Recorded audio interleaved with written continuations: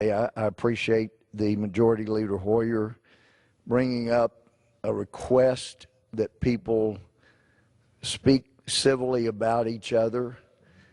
I get pretty frustrated with some folks here, some in the Senate, and that's just my own party. But I keep hearing, and we've heard this in judiciary, we've had hearings on it, people keep wanting to say, you know, the biggest problem is this rising anti-Islam hate crime body that's emerging. But we've got the numbers here from the 2015, 2016, 2017, and, you know, even one hate-based crime is too many. There were 257 incidents in 2015 involving anti-Islamic feelings, hatred, prejudice, 307 victims. That can include yelling, but normally the offenses, there were 301. But anti-Jewish in 2015, there were 664 incidents, 695 offenses, 731 victims. And that's pretty much 2 to 3 to 1 more anti-Jewish hate crime offenses and incidents than anti-Islamic. So none of them, or any one, is too many. But I hope that people who are in the House will cease the anti-Israel bigotry, the anti-Israel hatred. After 6 million Jews were slaughtered during World War II, before that, leading up to it, they needed a place. And of course, it satisfied and fulfilled a great deal of prophecy that Israel came back, and there are no descendants of anyone who preceded the Jewish people in that area currently alive. And yet there is so much hatred for the Jewish people, and I saw it in Germany last year. I couldn't believe seeing hatred rising again. Much of it was from people that were refugees, but it's shocking. Germany was trying to show the world how loving and open and accepting they were, so they took in all of these refugees, most of whom were Muslim, and now they have all this anti-Jewish hatred. So hopefully this House can set the proper precedent by stopping the anti-Semitic comments, stopping, for heaven's sake, I've been mad at Senator Graham over different things, but to have one of our House members accuse him of being compromised and then make allegations intended, well, they're really hateful. So I'm hopeful that my friends across the aisle will be able to avoid going to those hateful places so that we can have rigorous, tough debate without trying to assassinate character. One of the places we see tremendous amount of bigotry, hatred, and racism is in the Judeo-Samaritan areas from the Palestinian Authority. It is unbelievable that in today's time, an area the United States is sending tremendous amount of money, that we would be mute while a Palestinian, or the Palestinian Authority, sentences man apparently of Arab descent, Issam Akil. He's a U.S. citizen, but he was abducted by Palestinian Authority intelligence October 11th in Ramallah, and he's now been sentenced to life at hard labor because he sold what they say is Palestinian property to a Jew. That is incredible. We're sending them money to help cultivate that kind of bigotry and hatred against Jews? Really? This day and time we're doing that? Needs to stop. And I've seen literature that's being used in Palestinian areas to teach children to hate Jews, to think of them, as Farrakhan said, as like termites or rats, for heaven's sakes. And then I see friends across the aisle embracing, in pictures embracing Farrakhan as he has said some of the most hateful, vile, mean-spirited, bigoted comments about our Jewish friends. Really? I'd share the desire, the hope that one day we really will achieve Dr. Martin Luther King Jr.'s dream, where people are judged by the content of their character, and it won't be necessary to ask people on forms what race they are. I think it is important to know if people are citizens or not, because that's how we arrive at how many representatives, that kind of thing. Those are important things. It helps a lot with governmental decisions when we know who's a citizen, who isn't, that kind of thing. But I look forward to the day we don't have to ask race. Everybody will just check human race, and it won't matter. It doesn't matter if you're Hispanic, black, white, red, green. It won't matter. And I look so forward to that day. Then we won't need any groups that use race or skin color to delineate the group, because we'll have other things, other priority, other things that draw our interest, and will be determined by those kind of groups, not hate groups, but groups that come together because of shared interests. And race doesn't matter. I look forward to those days. But in the Palestinian areas, the Palestinian Authority is multiplying the hate, and we keep funding them. I was glad we cut back some of the money being sent, still being spent, still going there.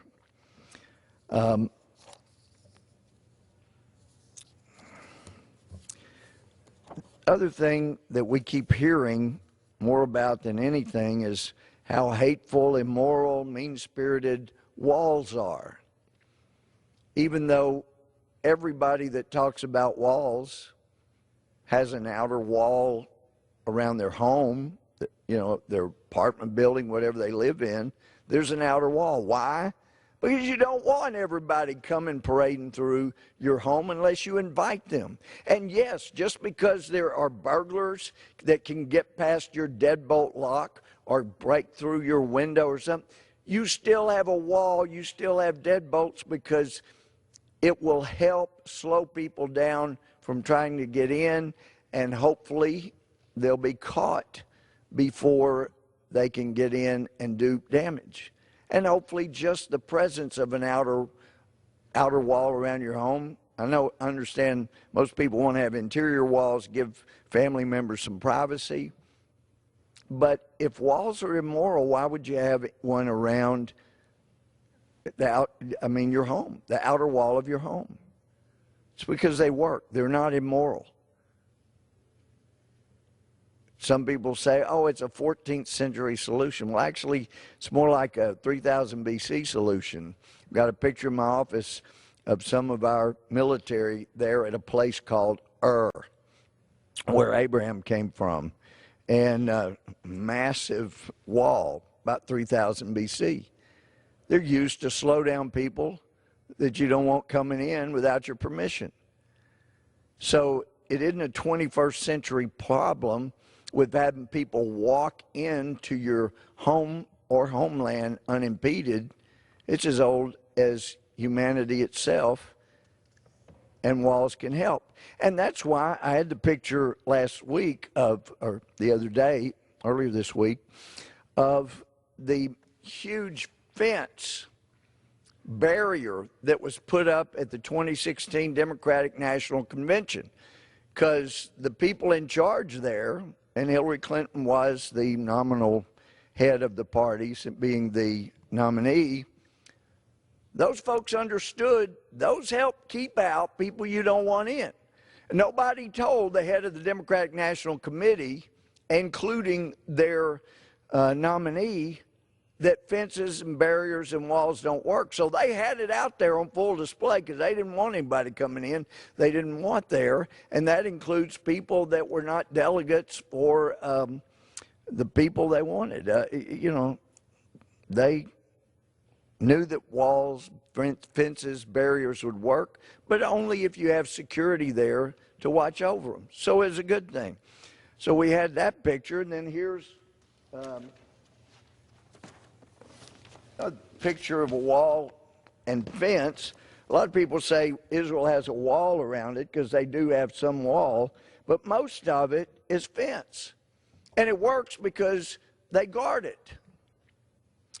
We ought to be doing the same thing, because if we allow this nation to continue to have people pouring in, even people that pour in well motivated, coming in illegally, they haven't been educated on how you keep a self-governing country, and you lose it.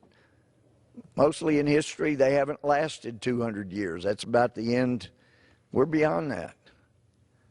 But we're headed to the dustbin of history unless we begin to teach all those here how you keep a republic. And I know some have been miseducated, think socialism is the way to go. Oh, it's so much more caring. You got billionaires pouring in hundreds of millions of dollars because they think when all's said and done, they'll be part of that top ruling class, because in socialism, you never have just one class. That's the way it's sold. But you have the big, powerful, rich ruling class, like oligarchs in Russia, and then you have the ruled class. And actually, I saw it firsthand as an exchange student in the Soviet Union. You got the rulers and you've got the ruled, and you don't really have a middle class. It's not a good way to live, because you got to have a totalitarian government, as Khrushchev found out when he tried to come up with a plan to get rid of government and going just to the share and share alike philosophy. He disbanded the commission because it didn't work. There's no way to ever go without a totalitarian government that tells you everything you can or can't do.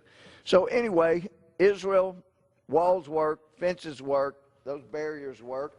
And I think this is a lovely wall and fence.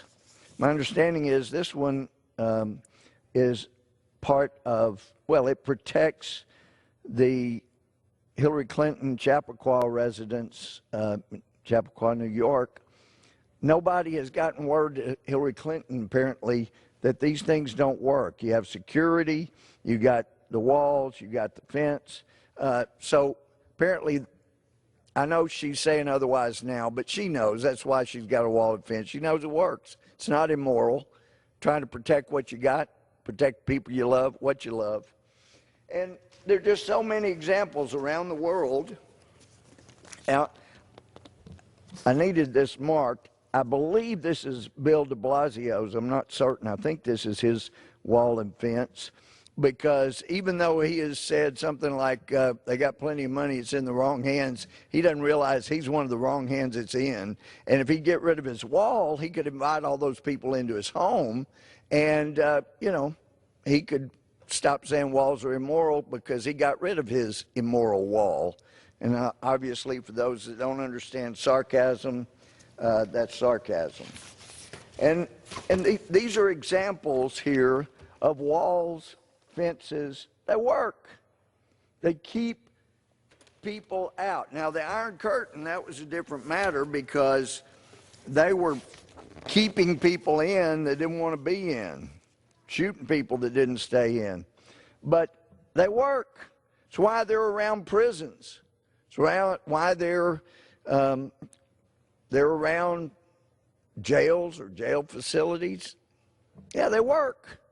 We've found that for thousands of years.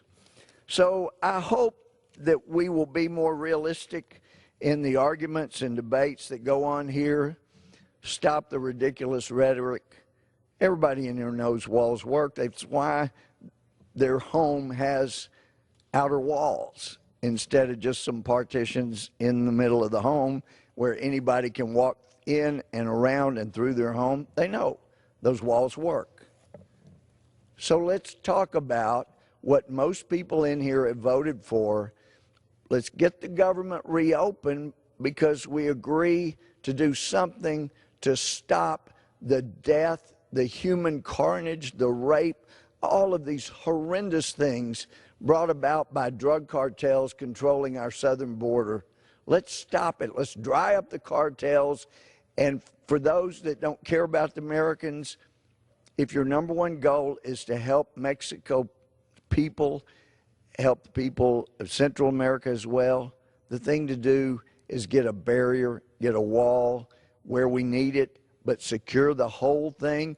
Then we dry up the money to the drug cartels, and Mexico becomes a top 10 economy. They have a burgeoning middle class. They have a better standard of living. The best thing we could do for Mexico and Central America, build a wall where we need it, secure the border, cut off the money then flowing to the drug cartels, and give the people of Mexico a life they deserve. Having some trickle in, they've got 130,000 or so in Mexico, having 1 million come in a year, that's still not helping the people of Mexico, and it's bringing down our own country because we're not prepared and able to take care of such mass illegal invaders on top of the 1 million plus legal visas we give people to come in our country. Why? Because we're the most generous country in the world when it comes to philanthropy and when it comes to giving visas. Because we know it is a strength to have many races, to have many national origins. But the one thing that I loved about 9/12, when we gathered in our town square and we held hands, we sang hymns together, we prayed together, and that day, for that day, there was not a single hyphenated America out there. Every person there said, I'm an American. All races, creed, color, national origin, age. But on 9/12, we were one nation under God. And I hope and pray we can get back to that place. I yield back.